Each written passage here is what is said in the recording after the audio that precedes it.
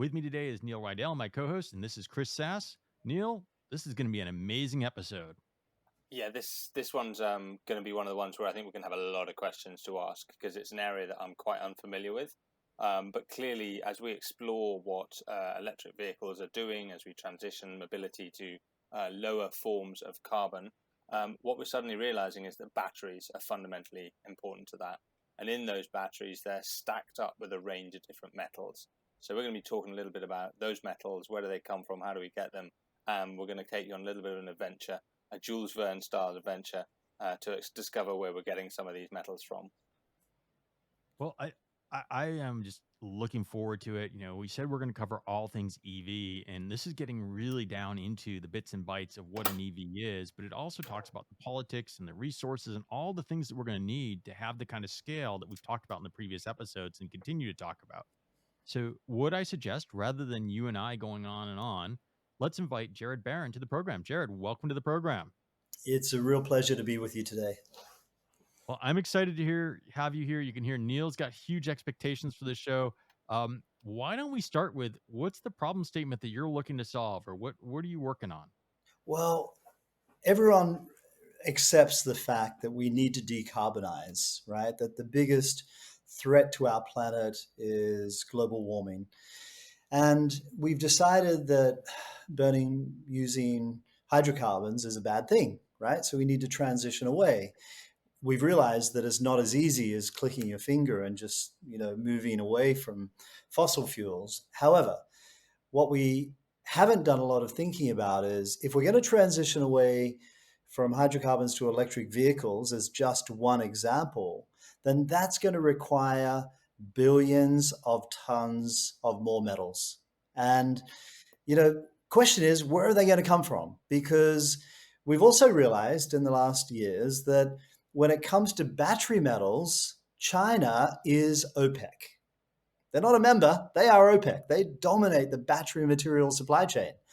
And they have invested ahead of the curve. They've been very, very smart. They've been out there developing these assets, these resources, and building the battery gigafactories to be able to supply these materials. And so what's happened in recent years has made everyone a little bit nervous about that. We've realized that we want to become more independent in our supply chains because they can be turned off in the click of a finger. And of course, what's happened in Russia, Ukraine has further highlighted that. The number one producer of class 1 nickel comes out of Russia.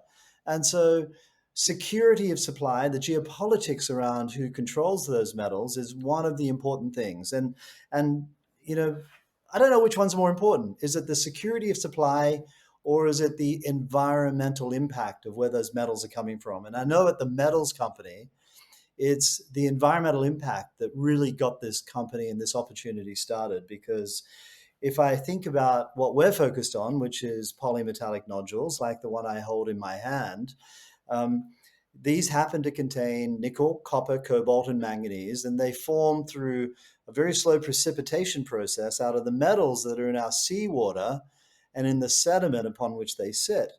And when you look at the alternative available to us to fuel this move away from hydrocarbons, and you start focusing on the environmental impacts, the picture is not very rosy because nickel is our main metal here. It represents about half of the economics. And 100% of the growth in nickel production today, and nickel is used in making stainless steel, but it's also the main ingredient in battery cathodes. You often hear people talk about on your show NMC, nickel, manganese, cobalt. And while people have engineered away from cobalt, it means more nickel. But unfortunately, where they're getting that nickel from is underneath our equatorial rainforest. And to get access to it, you've got to remove the rainforest. You've got to push out all of the indigenous people that live in that rainforest. You've got to destroy all of the sequestered carbon and the biodiversity. And that's just the beginning, because then you're talking about all the waste and the environmental impacts involved in processing that material. And so between the environmental impacts and the security of supply and the geopolitics, now is a very, very important time to be thinking where should these metals come from? This is a fabulous place to start, and I think you're going to have to take me back on a little chemistry lesson and remind me what all these metals are and where they come from. So what we've talked about is nickel, cobalt, copper, manganese. Is that one of your metals you're interested in? But these are Yes. not rare earth metals, are they? No. These are, what kind of metals are these? Do you do anything with rare earth metals, and do we care about rare earth metals? What is it you're really looking to get? Well, rare earth metals, firstly, are a bit of a misnomer because they're not very rare. They're everywhere. And in fact, we've got a lot of rare earths in these nodules that I hold in my hand. Um, but they are controlled by China. In fact, I think China controls north of 85% of the processing of all rare earths. But, there have also been massive new discoveries. The Japanese discovered in their offshore territorial waters a supply of rare earth metals that could supply the world for 700 years. And so it's not as though they're rare. What we're focused on are base metals: nickel, copper, cobalt, and manganese. And of course, if we think about land-based mining, we know that 70% of the planet is ocean. About 50% of the planet is what's known as the abyssal zone. So the abyssal zone is below 3,800 meters. It's part of the planet that is it's the most common area on Earth. And it's an area where there are no plants, so there's zero flora. If we measure the amount of fauna there, it measures at about 10 grams per square meter. Now, 80% of that biomass, that life, is actually bacteria living in the sediment. And the reason for that, firstly, there's no sunlight at 4,000 meters below sea level, and there's not much food. All of the food that ends up there falls down through the water column, decomposes through, and of course, much of it is eaten along the way. And so it's a very low energy area. And so these nodules, what they do is it's like a big ion exchange on the bottom of the seafloor. It's actually taking all of these metals, precipitating them into this nodule, and it's cleaning the ocean, you could argue. We're taking all of these toxic elements, these atoms, and putting them into this nodule. And it just so happens that they happen to contain all the metals we're going to need a lot more of as we transition away from fossil fuels. And as I mentioned before, nickel is our main ingredient. And up until about a decade ago, most of the nickel was used to make stainless steel. It's a substance that is added for hardening purposes, but it's also the key ingredient in battery cathodes today.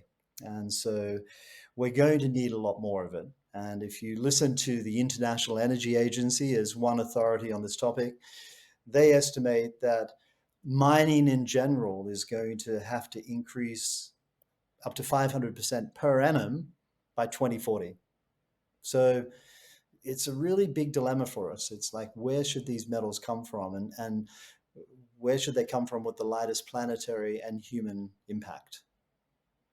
So if I kind of recap where we are, we're talking about chunks of rock or metal sat on the bottom of the ocean at extreme depth in what is relatively low biologically impacting areas. There's suddenly a bunch of questions that emerge around how do you do it, the impact on the biodiversity and fauna that's there, the politics of it, the economics of it. Where should we go first? What do you want to tackle first? Because there's a whole bunch of directions we can go from here. Listen, why don't we think about the geopolitics first? Cool. Because that's a hell of a story. So these nodules were discovered back in the 1870s. And so it was the British, the great explorers, who decided they wanted to know what was on the bottom of the ocean. And so they converted a gunship called the HMS Challenger into a scientific exploration vessel, and funded by the Royal Society. It sailed around the world for 4 years. And off the back was a dredge, or a big basket, and on board was more than 40 miles of rope, because no one had any idea how deep the ocean was, right? So they sailed around the world. Thankfully, the steam piston had been invented, and so they could haul up this basket. And they discovered these nodules in many of the oceans around the world, in the deep, deep parts of the ocean. But it was this one area in the Pacific Ocean off the coast of Mexico where they found them in great abundance. And they were also found to contain very high grades of nickel and copper. And the reason for that is if you look to the east, you have the Rockies and the Andes. And once upon a time, they were covered in nickel and copper. And so over millennia, as that eroded into the Pacific Ocean, you had currents coming from the north and the south. And basically, as they met at this area that's now known as the Clarion-Clipperton Fracture Zone and headed west. And that's the belt where these nodules sit. And that's why they contain very high grades of nickel and copper. Now, I mentioned that that expedition found nodules in many other oceans, and it was found that often they were not worth picking up because they didn't contain any nickel and copper. And so they're a hydroxide, they contain iron and they contain manganese and other materials, silica. But it's the nickel and the copper and the cobalt that really provides the high economic value. And so that's where in the 1970s they started to focus on extracting these nodules. In fact, there were many names involved: Lockheed Martin, Mitsubishi, Sumitomo, Shell, BP, Rio Tinto. They were all focused on how can we pick up these nodules and process them to recover the nickel and copper. And your listeners or viewers can simply Google that, and you'll find various documentaries online. And they were successful. But 50 years ago, the world had not agreed who owned the oceans and where do your boundaries begin and end. And so it was the United Nations that stepped in and stopped it. And they said, hang on, we're about to put in place a convention that will determine who owns the oceans. And so everyone had to stop. And the great Henry Kissinger, in fact, who was Secretary of State at the time, wrote to all of the ambassadors at the United Nations and said, hey guys, we want to claim this part of the Pacific Ocean. And all of the ambassadors got together and went, no, that's not going to happen. And so everyone had to stop. And so eventually, the United Nations Convention of the Law of the Sea, or UNCLOS as we know it, was agreed in 1982. And what that said is that as a sovereign, you own everything within 200 miles of your coastline.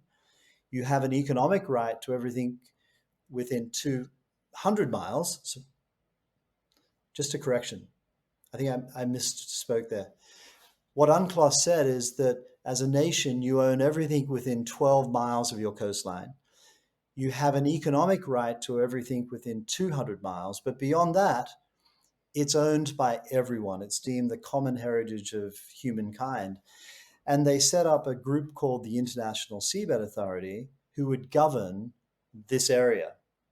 And it's more than 40% of the planet that fits into this category of international waters. And so today, the International Seabed Authority is based in Kingston, Jamaica, and it's made up of 168 countries plus the European Union. And they have the job of putting in place the exploration and exploitation regulations while protecting the marine environment. And so, for the first time, geopolitically, this is all of the nations coming together to agree on a framework to allow the development of a resource. And so it's the opportunity to get it right. And so that's the first point, the geopolitics that allow this industry to move forward.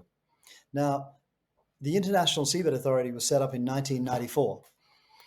And we are still not extracting. The metals company has been around since 2011, formerly known as Deep Green, and we've been busy exploring. We've spent more than $400 million carrying out environmental baseline programs, identifying the resource. We have a 1.6 billion ton resource that is compliant with the Canadian 43101 and the SK 1300 resource reporting standard.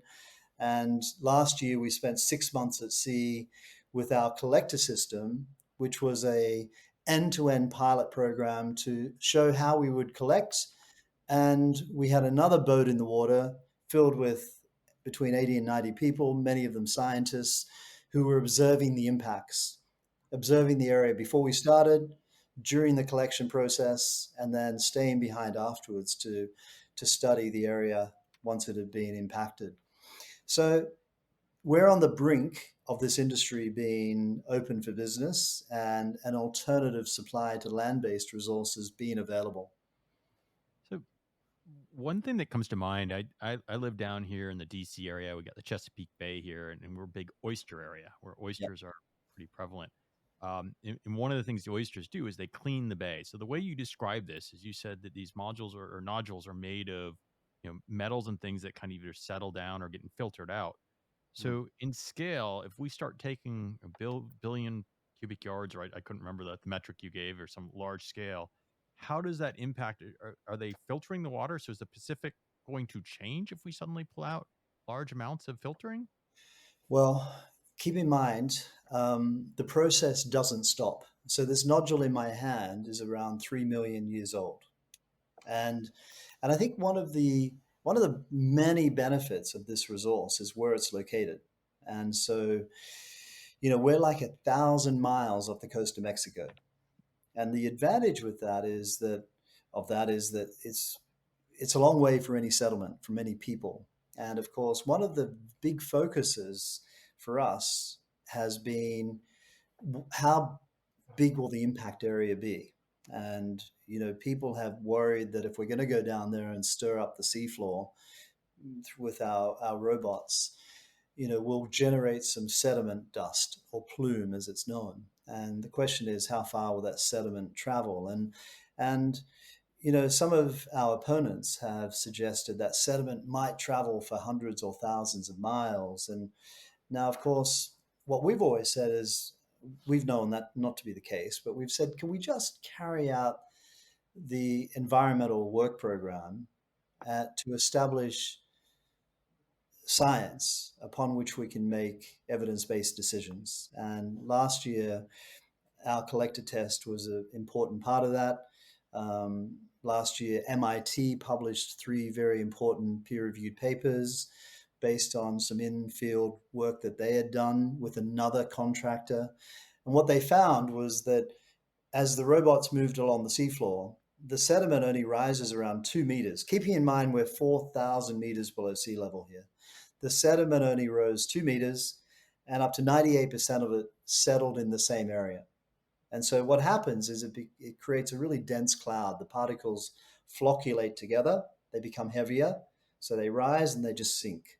And so that's part of the heavy investment that we've been making to better understand those impacts. And so, from that perspective, we need to understand those whole range of impacts, and that's in answer to your question around the role of oysters in cleaning the water. The fact that we remove these nodules, yes, there are some organisms that do depend on these. There are some worms that will sit on them, and taking that substrate away will mean they'll have to find other places to sit. But these nodules will continue to form. Now, I don't want to suggest it's a renewable resource because this one took 3 million years, so that would be a little bit cheeky. But that process will continue. Cleaning the ocean waters and the sediment of these metal compounds is actually a pretty good thing.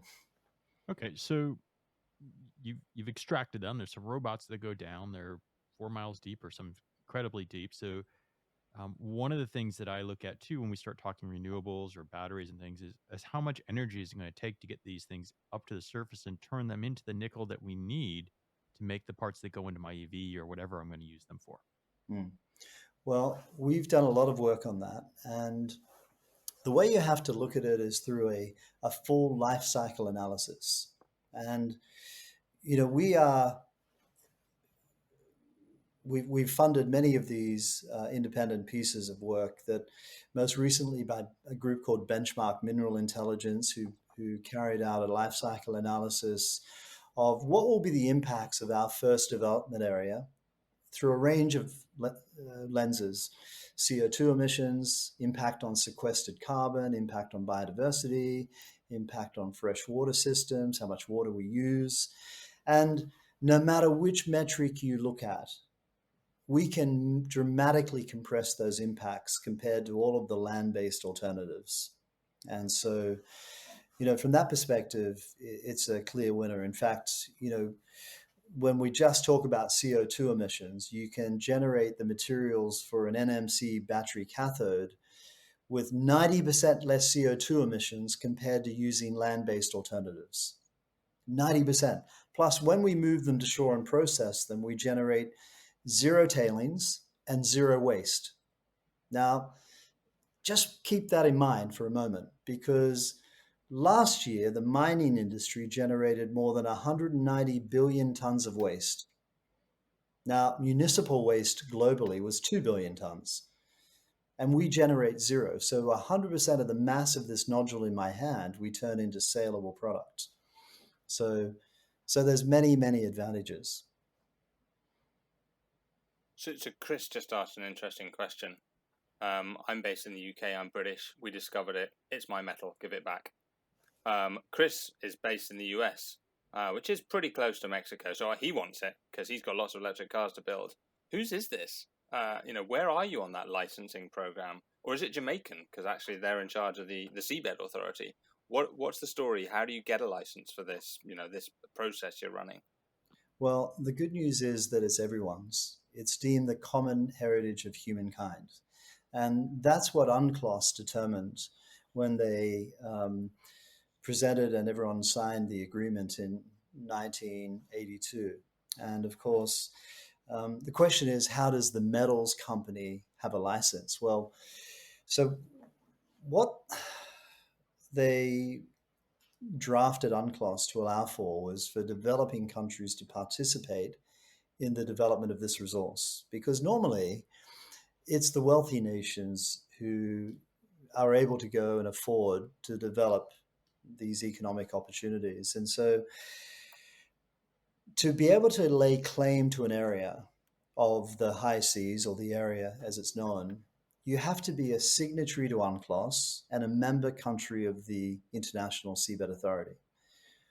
Or you need to be sponsored by a member country, because the metals company is a private NASDAQ-listed entity. But we are sponsored by 3 developing nations: Nauru, the Kingdom of Tonga, and Kiribati. And so they are nations that are developing. They would normally never have a chance to participate in an emerging new industry. They're nations that in some cases who have had a horrible environmental injustice served upon them. Nauru, for example, was an island filled with phosphate until the Germans, the English, the Australians, and the New Zealanders came and stole it all. And today, 80% of that island is uninhabitable. So for those islands who've contributed nothing to climate change, but stand in the front line to be impacted by the effects of climate change through rising sea levels, this is an opportunity for them to participate in an industry that can provide jobs, training opportunities, royalties when we're in production, local taxation when we're in production, and allow them to diversify away from foreign aid and fishing royalties, which is where most of their income comes from today. So that's a great question, because you talked about the environmental and the social and the political injustice. You're obviously doing a huge amount of work to understand the environmental impact that you're having. It sounds like you're still at trial stage. What happens next? How do you get from doing all the environmental studies, gaining your support from these smaller member nations, to actually getting to a production scale? What do you need to do next? So last year we had 6 months on the water with our end-to-end collector system. So we've already secured our first production vessel. We announced earlier this year where we were likely to process our first batch of nodules in Japan, and we'll have more news on that very soon. And one of the, if you go to our website, which is metals.co, you'll see our first production vessel is actually a repurposed oil and gas drill ship. So our partner Allseas, who are also our largest investor, and for the last 37 years, they've been laying pipe for the oil and gas industry in the deep ocean. So they are experts at solving these challenging engineering issues. So they purchased the Hidden Gem and have converted it into our first production vessel. It was an amazing success, largely thanks to the expertise that Allseas brought to that exercise. But on the onshore side, we've been able to achieve some really amazing things as well, because if you think about a land-based resource project, firstly, they're very, very hard to find.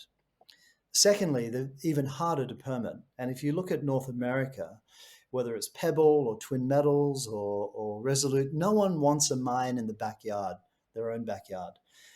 And so typically that's been outsourced to the developing world. Now, you also outsource the regulation and the environmental oversight to the developing world as well. And that doesn't always work out so well. But in our case, we've been able to identify existing onshore processing facilities that can handle our nodules.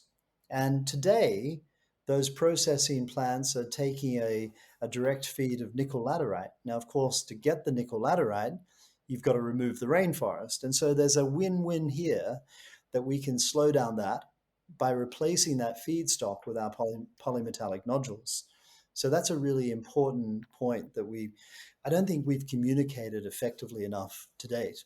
But hopefully, with our announcement that will come out soon, we'll be able to further drive forward that point. And so once we lodge our application, which will be after July next year, we hope that we'll be in production as early as the end of 2025. And one of the things that really helps us with that is that when it comes to the onshore processing, that we don't need to go through a big permitting exercise. We already have an existing processing plant that we'll be able to ship our nodules to, that has all of the permits, that we don't have to go and construct and get the construction finance for. So that means we're not far away from commercial production. So as you're describing all this, your analogy of OPEC comes to mind, right? OPEC likes to limit the supply to keep the price high. So right now, you're a little bit science fiction for many. For our EV listeners, you're not in their cars yet. You're not quite going to be in there for a little while. But I can't imagine people are going to go peacefully into the night when you suddenly put a lot of production on board. So what happens to the price of these metals when you come on board? Well, a couple of things. I don't like the science fiction because, go to my website and look at what we were doing last year. Like, go back 50 years ago when they were solving these engineering issues. And so the resource exists. We know that the technology to be able to lift them exists and the ability to process them exists. What we're really doing is putting all those pieces together and getting past the regulatory hurdles. But when it comes to the price, just go and look at the forecast demand for these metals in the future. The demand for nickel, for copper, for cobalt and manganese is all growing substantially. And the question is, where's it going to come from? Because on land, we've used up a lot of the high-grade material already, which means that we're having to dig deeper, go wider to the less economic materials. And so it's time for a new supply of these materials. And so I don't think there's no evidence that we will crash these metal markets, that's for sure. What we will do is supply a lower impact, more environmentally safe and friendly supply of these metals, which I think will put ocean metals into a category all of their own because of their lower environmental and human impact. And one of the great things that we have experienced is that often the most environmentally damaging supply of materials is also the most uneconomic. And so it means that, those are the ones that will disappear first. And that's a good thing for the planet. So you've got on your desk a piece of this polymetallic substance. Yeah. what actually is in it? How much of it is going to be thrown away because we don't want it? How much of it is nickel? How much of it is something else that's useful? And therefore, when you bring a ton of this to surface, is it all usable? And Mm-hmm. really interestingly for me is like, you clearly got to gather this off the ocean bed, and we'll probably talk a bit more about the process. But the reality is, when you gather it off the bed, are you bringing up just the nodules, or are you bringing up other stuff as well? Mm. Well, let me deal with the first part of that question, and that is we use 100% of it. So it is a hydroxide, and it contains only trace levels of deleterious elements, arsenic and mercury. And they're the nasty things with land-based ore bodies that make processing really bad. And for your listeners, look up tailings dams. Put it into your Google search, because one of the downsides of land-based mining is you generate a lot of waste material. And if we look at what's happened in Brazil in recent years, those tailings dams, which, because you have to keep that material because it's toxic, have a habit of bursting. And in fact, in recent years, hundreds of lives have been lost and massive ecosystems have been wiped out. We don't generate any tailings. We use 100% of the mass of the nodule. So that's a positive. The nodule in my hand is, as I mentioned, we use 100% of the mass of it, but it has around 1.4% nickel, 1.1% copper, about 0.2% cobalt, and 30% manganese. So if I just take away one of those elements, like copper, last year the average grade of copper that was mined was around half of 1%. So we have 1.1% copper and 1.4% nickel and 0.2 cobalt and 30% manganese. And at the moment, the world is contemplating developing nickel projects that are grading 0.2 of 1%. So the richness of this grade has a big impact on the economics. And the other thing to think about when it comes to economics is infrastructure. So let's just imagine a land-based ore body. You've got to find it, you've got to define it by drilling hundreds and then thousands of holes.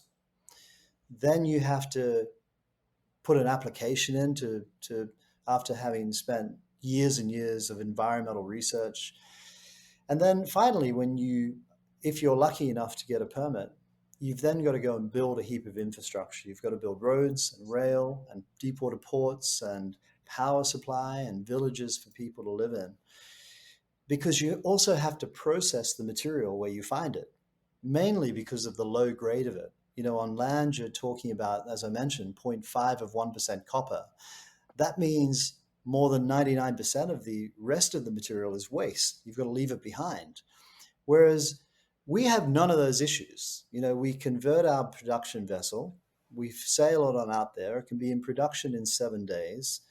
We collect our nodules, we put them on a boat, and the boat can go to Asia, to North America, to Europe, or down to Australia.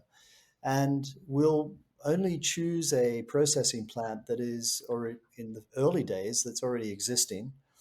But if we had to build a plant, let's say in North America, we'd build it near a deep water port. We'd build it around where there's already an infrastructure. And so, from an infrastructure perspective, we have many advantages compared to land-based alternatives. Do we get to a point where, I mean, this is a finite resource with anything you mine is finite, right? Is there a point where that demand, that appetite for electrifying the world even goes past the resource that you see on the bottom of the sea? Or is this a big enough resource that when you go harvest this over so many year period that we just recycle and use what we have and we have enough to meet the future demand? Mm.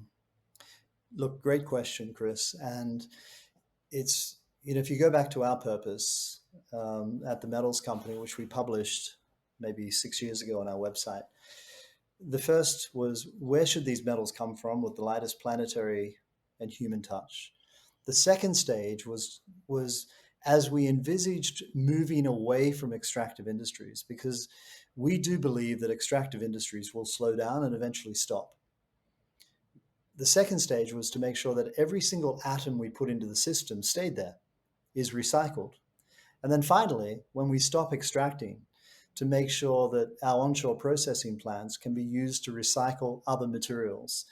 Now, just in a sense of scale, we've identified 1.6 billion tons of these nodules on 2 of our license areas, and that's enough to build around 280 million EV batteries with an NMC 811 chemistry.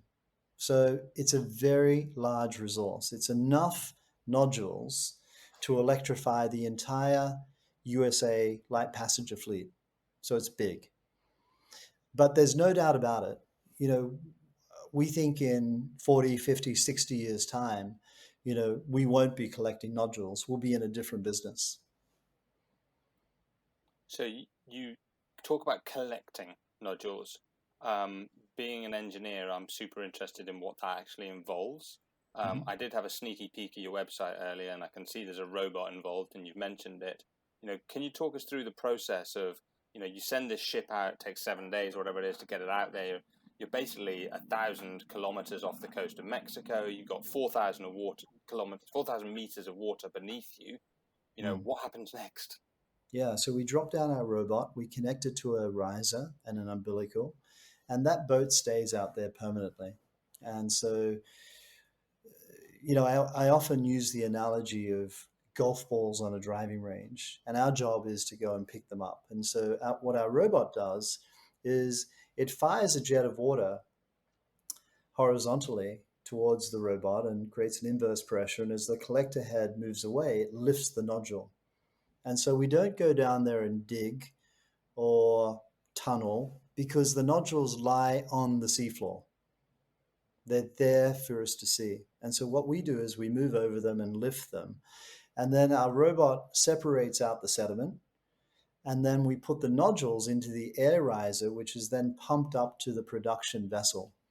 And a small amount of sediment goes up the pipe with it. We use water as the transport mechanism. We inject compressed air into that water pipe, and as the air expands, it creates a vacuum. And then we return that water back at a level that will be determined after our environmental studies are complete, probably around 1,000 meters below sea level. But most of the sediment is left behind. So it's a very efficient way. And it's very, very heartening when we go back and see the impact of collecting the nodules. And that engineering will continue to get better and better. And in fact, in November, we head back out there again in another research expedition to investigate the area 12 months after we were there last year to study how is it rehabilitating, how's it recovering. And, we're looking forward to being able to share that with the world very soon. So I've taken away a messaging set in here around how you're moving this technology forward, how you're moving the licensing forward, how you're doing all the reporting. And I asked a question of Dr. Ewan McTurk before we started this conversation. He was one of our earlier podcast interviews. He was asking the questions around the environmental impact, and it sounds like you're all over that process. He asked the question around the content in your minerals, and it sounds like that's really coming together. And Chris and I were curious about the economics and the politics. I guess, you're building up a support base in here. I hear you have quite a high-profile supporter as well in the form of James Cameron. What's he been saying about what you're up to? Well, James Cameron is someone who we can probably take as as somewhat of an expert when it comes to the deep ocean. And I've never had the pleasure of meeting Mr. Cameron, but I hope I will soon. As he himself reports, he's done more than 75 deepwater dives. He's been to the Mariana Trench. He made the Titanic, of course.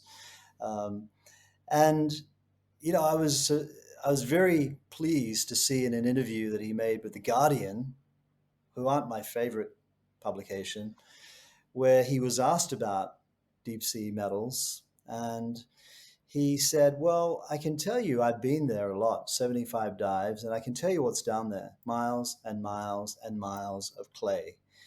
And it would seem to be by far the best option compared to land-based wholesale destruction of rainforests, of cobalt coming out of the Congo. And so, you know, we welcome people of his stature. And, you know, I can't think of anyone who's more qualified to opine on this topic than, you know, James Cameron, because of his hobby, which is the deep ocean. And yeah, so that was a nice surprise. Now, speaking of deep ocean, and James Cameron recently in the news with some of the ocean tragedy that took place around the Titanic, Mm, there was an interesting article that India has got its first deep submersible that they're working on. And if I think of countries around the world with a large population that are going to need a lot of resources, India would be one. mm, What countries are positioned today to go after these resources? So you obviously are one company. You know, if it's this profitable and this commercially, you know, people have known about this since a long period of time. I'm sure you're not the only one. So what mm, countries are going to take advantage, or who's teeing up to take advantage early? mm. So we have control over 3 licenses, but I think um, the main progressor apart from us is China. So China have 4 licenses in total. 2 of them are in the Clarion-Clipperton zone where we operate. Alongside them are Japan, Korea, Singapore, the United Kingdom, France, and Germany, and Russia. And so a lot of the nations, developed nations, secured their ground going as far back as 2001. And Because we were talking about licenses, and you said that you'd had 2 in China, which are near yours, and they've got 2 other ones. Do you want to finish that conversation around Chinese licenses? sure.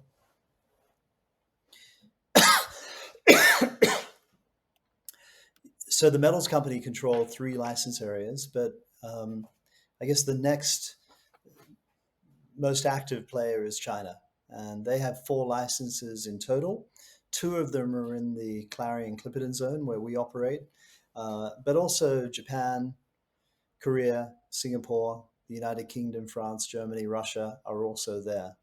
But I think it's safe to say we have a lead ahead of the other operators by several years, maybe up to 5 years, simply because of our very heavy investment that we've been making over the last decade. So 10 years you've been investing in this space and building out this business, but how on earth did you start getting involved in what is basically almost science fiction? And we talked about science fiction earlier. We talked about the idea that, you know, William Gibson used to say the future is already here, it's just not evenly distributed. So this is the future. This is something really cutting edge. But, you know, how do you get involved in that space? Mm. Well, I started my life as a son of a dairy farmer in Australia. Started my first company at university, and I've been lucky enough to build companies ever since. And in 2001, I invested in a company that was also focused around ocean resources, and so that's where I cut my teeth. I was busy building a software as a service company at the time, and and then when we started, I sold out of that particular company that I talked about, and then we started this company in 2011. And originally, I was the financial backer, but I took over running it as the chairman and CEO back in 2017. And you know, it just came at the right time. You know, I'm attracted to difficult, challenging tasks. I realized that, you know, the supply of these raw materials for the process of decarbonizing was going to become a really critical issue for the planet. And you know, I just thought if we don't get in and do this, then there's a chance that it might not happen. And I look back on things like nuclear and I think how different the world might look had we been able to progress nuclear in a safe way compared to it being shut down by its opponents for disingenuous reasons. And I think that no matter what your view on that is, it's no doubt the most efficient supply of energy out there, right? And so imagine if the same thing happened when it came to ocean metals, that if those same crazy opponents could build a story that we don't know about the ocean. For that reason, we should just leave it alone. We should just keep destroying our rainforests, destroying the habitats of indigenous communities that don't want to drive electric cars. It's just the hungry appetite of the West. And so if we didn't arm up and do this, then there was a high probability that it just wouldn't happen. And so here we are today. So And I, it sounds like you've taken a huge amount of personal responsibility on there to try and drive forward a technology set that fundamentally we require if we're going to exploit the deep ocean. I'm kind of in the same camp as you. I have a background in the nuclear industry. It has some bad history.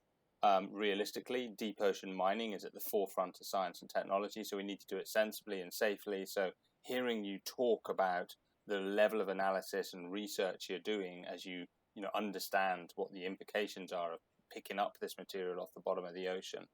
But you've also opened our eyes to, for me, it's the depth at which you're operating. It's 4,000 meters in the abyssal zone. I presume it's completely pitch black. There are so many significant challenges.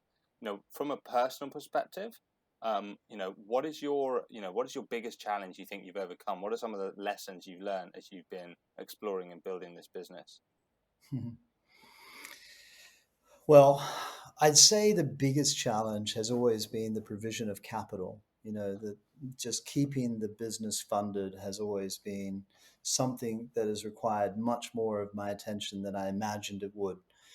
But then it comes down to social license, and I just think that's something that we've just got to suck it up and get through, because there's always going to be a segment of society that just doesn't want to do anything new, and there's no better example than some of the NGOs who've taken a view on this. They don't want to support land-based mining. They publish inch-thick reports that say the biggest risk to biodiversity and our sequestered carbon banks is land-based mining, but they also don't want this, and they want a world where we recycle and consume less and sit around and sing kumbaya. Like, it's not the reality in which we live. And so, you know, it's been a surprise to me, just that whole media warfare and how our opponents have been able to speculate and have their opinions, published as facts, when actually it's the heavy investment that companies like us, and we're not the only one. There are other governments and countries and contractors who are doing work the same as we are, just not with the same intensity. And all of that, of course, is generating the scientific evidence that can help us make informed decision. And that's what we should be relying upon. So there's absolutely no denying that as we look at the electric vehicle industry, or more broadly the battery industry, it is a resource-intensive activity. It's been an absolute delight to speak to you today, to hear about the journey and some of the politics that I've never heard about. The fact that British discovered this, the International Seabed Authority, the fact you're lifting up nodules that are 3 million years old, one of which is on your desk, which is pretty cool. The heavy amount of obviously financing that's going into this, and from Chris and I's perspective, we both run very different smaller software companies, and financing and fundraising is hard work, but I think yours is on a different level. It's been a real pleasure to have you on the show and to speak to you today. Pleasure's been all mine. I've enjoyed it. Well, thank you so much. For our audience, I hope you've enjoyed this conversation. We know it's not exactly an EV yet. It's the parts that are going to go into making your EV, making it sustainable in the transition. But we want to uncover everything along the journey, and we thought this was something interesting to share. If you've enjoyed this content as much as we have making it, please share it, subscribe, follow us on YouTube, and we'll see you again on another episode of the EV mini-series here on Insider's Guide to Energy. Bye-bye.